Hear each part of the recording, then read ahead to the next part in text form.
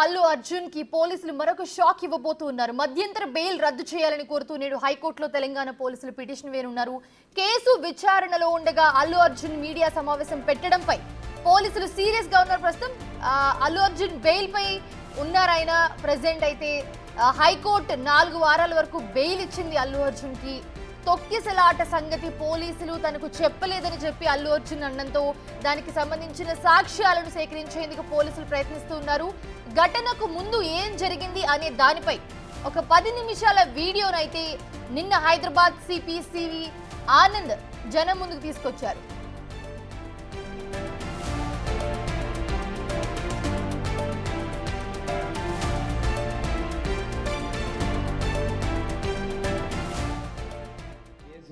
ఇప్పుడు దర్యాప్తు స్టేజ్లో ఉంది కనుక మేము ఎక్కువ దీని గురించి మాట్లాడలేము.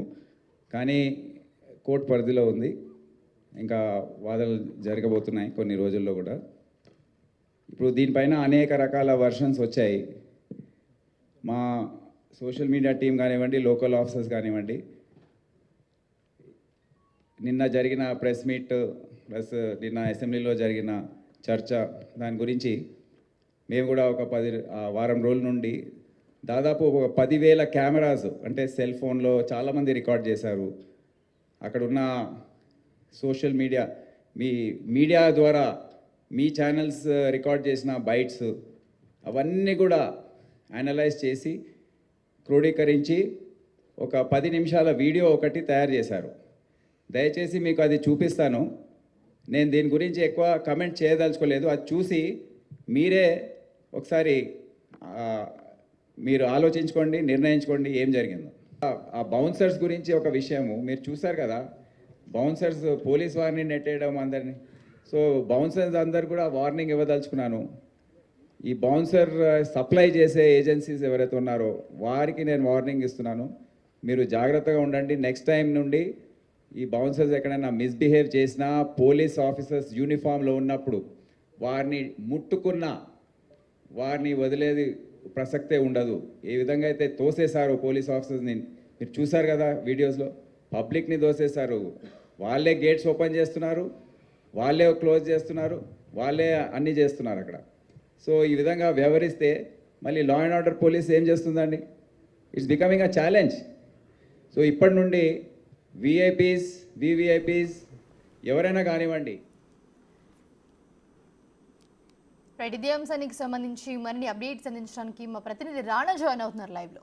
రాణా, మనం నిన్న ఏం జరిగిందో మొత్తం చూసాము. అల్లు అర్జున్ ప్రెస్ మీట్ దగ్గర నుంచి మన సిపిసివి ఆనంద్ గారు రిలీజ్ చేసిన ఒక వీడియో తర్వాత గురించి. సో చాలా క్లియర్ కట్గా అర్థమైంది హీరో అల్లు అర్జున్ ఏవైతే స్టేట్మెంట్స్ చేశారో, ఏవైతే చెప్పారో అవన్నీ కూడా అబద్ధాలని చెప్పి ఆ ఒక్క వీడియో అందరికీ ఆన్సర్ అని చెప్పుకోవచ్చా? Yes, exactly. పోలీసుల పైన నెపం నెడుతూ ఆయన నిన్న ఒక కామెంట్ చేశాడు. ఎందుకంటే అసలు పోలీసులు నా దగ్గర రాలేదు, నాకు చెప్పలేదు, అసలు నేను ర్యాలీగా నేను వెళ్ళలేదు, నేను వేవ్ చేసుకుంటూ వెళ్ళినప్పుడు, ఎందుకంటే ఆ వేవ్ వల్ల ఎక్కువ మంది జనాలు కొంచెం అటువైపు ఇటువైపు దూరం జరుగుతారు, ఎక్కువ మంది ముందుకు రాకుండా ఉంటారన్న ఉద్దేశంతో నేను ఆ విధంగాను వేవ్ చేశాను. దానితో పాటు పోలీసులు అక్కడ రూట్ కూడా క్లియర్ చేస్తున్నారు. సో నాకు పర్మిషన్ ఉందనుకొని నేను వెళ్ళాను లోపలికి అనేది ఆయన చెప్తున్నటువంటి వర్షన్. దీనిపైన నిన్న పోలీసులు చాలా సీరియస్గానే స్పందించారు. ఎందుకంటే నిన్న సివి ఆనంద్ కూడా దాదాపు 9 నిమిషాల నిడిగా ఉన్నటువంటి ఒక వీడియోని రిలీజ్ చేశారు.